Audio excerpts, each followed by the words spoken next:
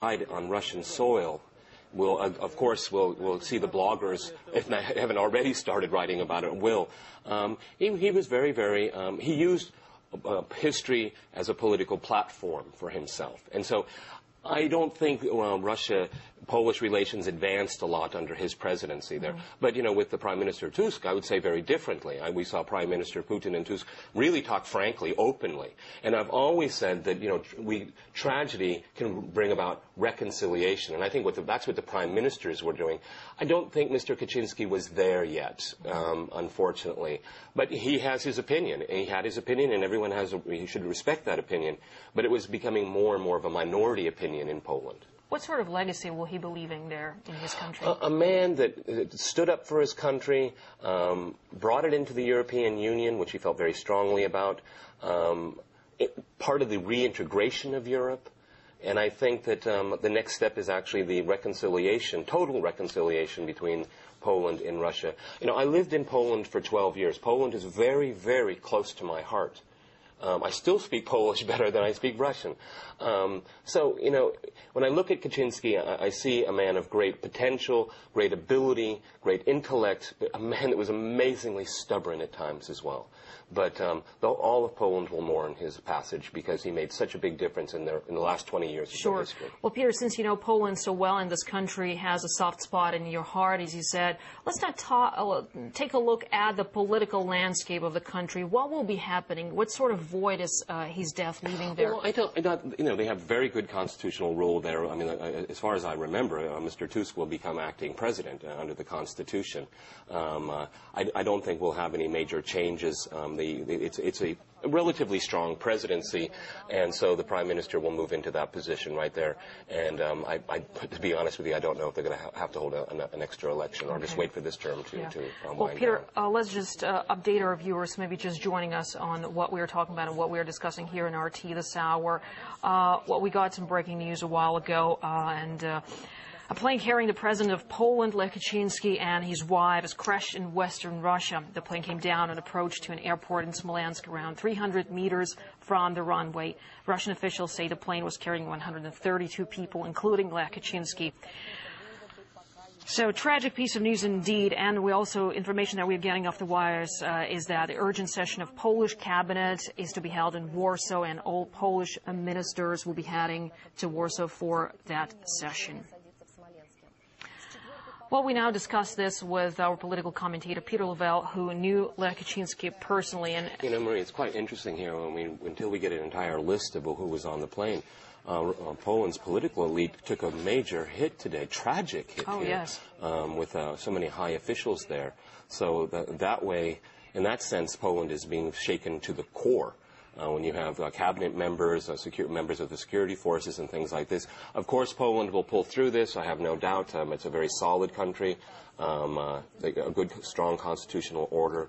It's basically a time now for everyone to remember. And like I said, I disagreed so strongly with him towards the end of his career. When I knew him in the 1980s, we were more or less on the same page, very much so. Very shrewd guy. I mean, he was very small. It's a small man, okay? And I think he used to use that to his advantage because you know, people would just automatically kind of underestimate him, you know what I mean? And he would always come to the fore and prove that he was a lot smarter, a lot wittier, and could see further ahead.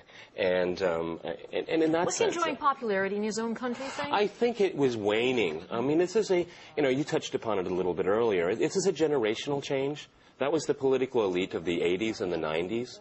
And he's an elder, on the day he died today, he died as an elder statesman in Poland. We talked about Russia-Polish relations when he was the president, but what about his domestic agenda? What was it like? I mean, have a lot of things improved in the country while he was president? Well, the thing is that he liked to, like I said, I remember when he was running for mayor of Warsaw, and I lived there, and he was constantly pounding away at blaming the Soviet Union for this, blaming the Russians for that.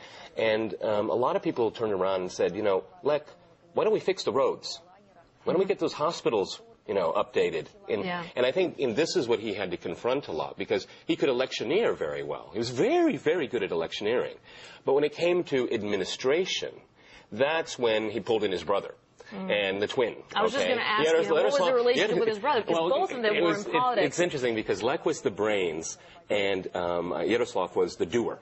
Lech would come up with the vision, and Yaroslav would put it into effect. So they were very good.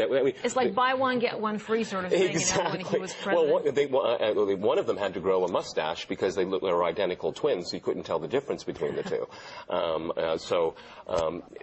Amazing impact, and you can never separate Lech and Yaroslav in that sense because they really were the dynamic duo of Polish politics. But like I said, more and more people were saying, let's get down to the here and now and dealing with the financial crisis, European integration, obviously. One thing Kaczynski, one of the major legacies, is that he was a staunch American ally. And you have to remember that the Polish diaspora in the United States is huge. Yes. It's a good part of the middle class today there. And so he played on that very importantly, being a very staunch ally of the United States. It didn't matter if it was a Republican or a Democrat. It was in the Americans he always sided with, to the point where, again, it would kind of irritate his European neighbors because they wanted Europe to speak as a one voice. But Kaczynski believed that he had the right to play that special relationship, very much like Britain and the United States and Poland, a very, very special relationship. Even when I lived there in the 1980s, and you have to remember part of that time was martial law, and Lech was in prison during the time, and but Poles still could go to America. I mean, even during martial law. So he would always play that card, always make sure that Poland and the United States were on the same page. And, of course, he would use that as a pitch against the then Soviet Union and today's Russia.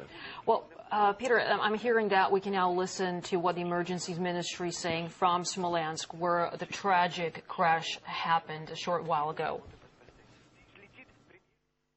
We received information from Smolensk air controller that a Tupolev 154 crashed in the Pechersk district at 10:50. It was a Warsaw-Smolensk flight. Operational groups, fire teams, duty shifts and rescuers are in the area. That's all I have for now. There's no information on survivors.